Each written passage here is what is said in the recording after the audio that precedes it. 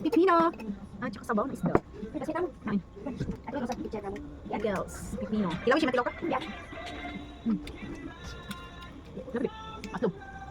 Panibagong araw, panibagong vlog. Welcome na naman ulit sa ating channel. Samahan nyo na naman ulit ako sa kaganapan at sa pag-unboxing natin ngayong araw. So ito pala yung mga pinabili natin guys ay halagang 2,400 lang ata yun. Basta yun na yung aking naalala. Basta mga ganun at saka mga pambaon lang naman itong mga pambata dahil ubos na talaga yung aking mga biscuit. Tapos yung mga dilata naman.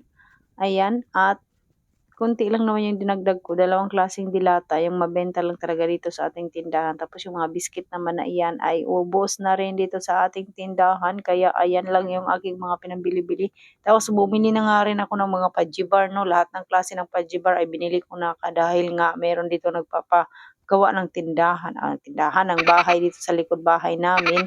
Ay dito sila sa ating tindahan nabili ng pang snacks. Kaya favorito nila yung pajibar i-snack kasi minsan nauubusan tayo ng tinapay. Kaya nga kaninang umaga nagawa na ako ng waffle at saka yung yung puto kutsinta ba dahil nga naubos na nga yung aking mga tinapay. Tapos bigla naman bumalik yung nagde-deliver ng tinapay ayun tuloy. Hindi tuloy na ubos yung aking mga pinagluluto kanina kaya ayun binigay ko na lang kaysa naman mapanis yung puto kutsinta no.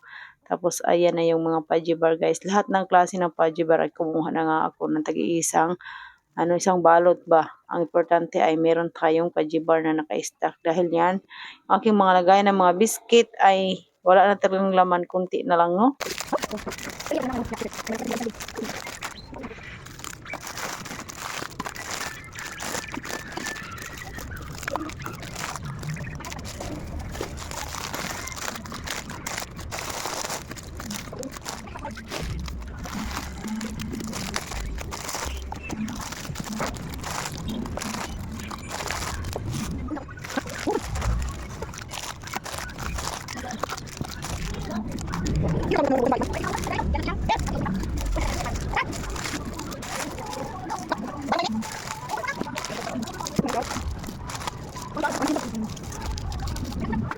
So dahil tapos na akong mag-display ng aking mga paninda ng mga biscuit, ayan iniwan ko na si Ate Amshi dito sa tindahan. Siya na yung pinatapos ko mag-display dahil ako ay maliligo na. Dahil kaninang umaga wala pa talaga akong ligo.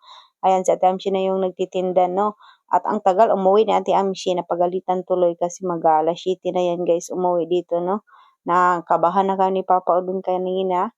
Tinatawagan namin yung cellphone niya ay hindi talaga niya inano yung cellphone dahil naka-silent daw. Kaya ayun, kinabahan tuloy kami ni Papa Udon.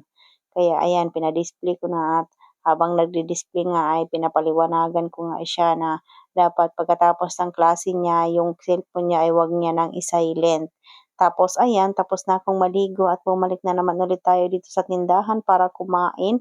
Yung ulam pala namin guys ay isda, tinulang isda. Tapos ayan, tinikman ko na nga yung aking pickles pipino dahil pang 3 days na iyan at ang sarap niya na napakaasim ng pipino at ayan papak na nga ako ng papak dyan kaninang tanghali kasi yan din yung inano ko ba yan din yung inulam ko at kinain ko kanina may sabaw din tapos nagkain-kain din ako ng pickles pipino pero hindi na siya malutong yung pickles dahil nakalimutan kong ibalik sa ref pero okay lang yan kasi babalik natin yan sa ref magka-crunchy na naman ulit. So, ayan, habang kumakain ay may bumili nga. So, ayan lang muna yung ating video ngayon, guys. Kaya, maraming salamat sa inyo. Thank you for watching. God bless us all. At bukas naman ulit. And good night. Hanggang dito na lang. Paalam. Bye! Banyak. Oh, iya, okay.